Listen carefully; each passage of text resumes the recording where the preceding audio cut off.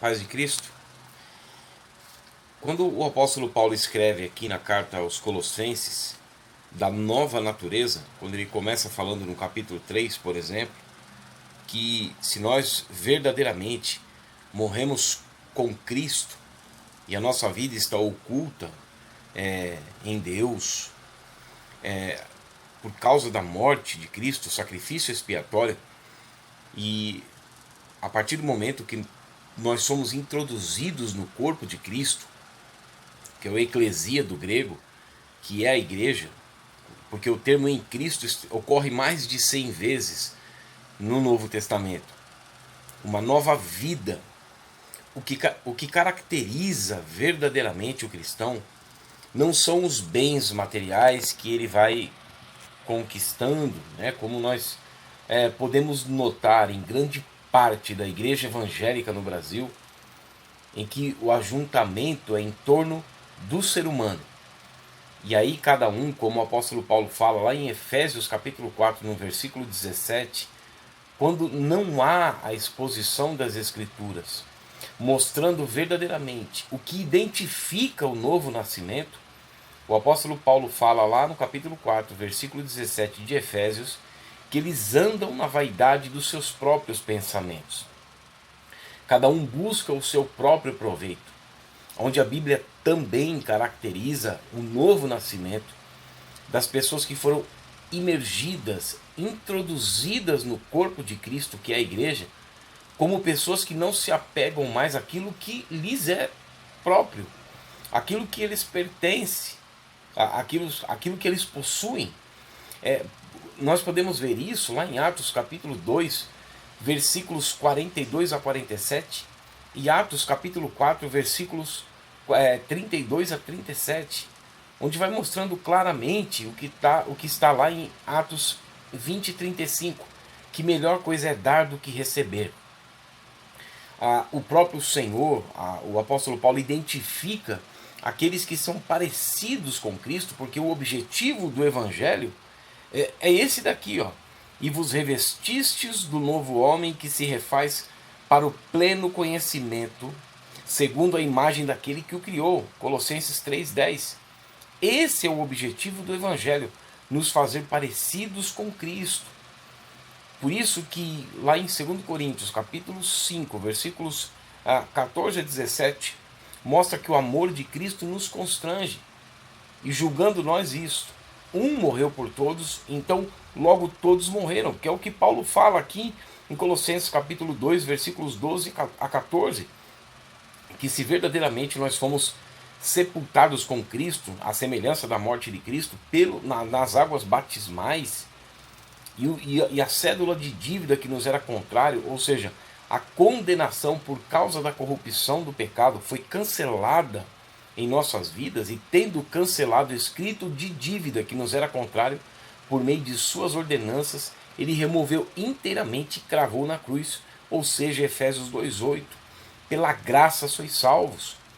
E essas pessoas que sobre a vida delas está a graça de Deus, que é o carisma, que é o caris do grego, e o carisma, que é o que evidencia a graça, essas pessoas produzem o fruto de ser parecidos com Cristo no seu objetivo e na sua motivação.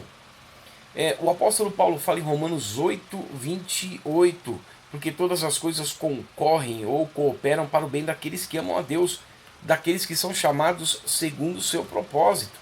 No versículo 29 diz: mas aos que dantes conheceu, a estes predestinou para serem conforme, e aí nós entramos ali em 1 Pedro 1,2, eleitos segundo a presciência de Deus. Aos que dantes conheceu, a estes predestinou para serem conforme a imagem do seu Filho. Então, a reunião cristã, o que caracteriza um ajuntamento cristão de pessoas que verdadeiramente são parecidas com Cristo e que verdadeiramente se tornaram participantes do reino de Deus, do mundo vindouro, das coisas do Espírito, e são guiados pela palavra, como está escrito em João 14, 26, ele vos guiará e vos fará lembrar das coisas que eu disse, o Senhor Jesus dizendo, e vos guiará em toda justiça e em toda verdade.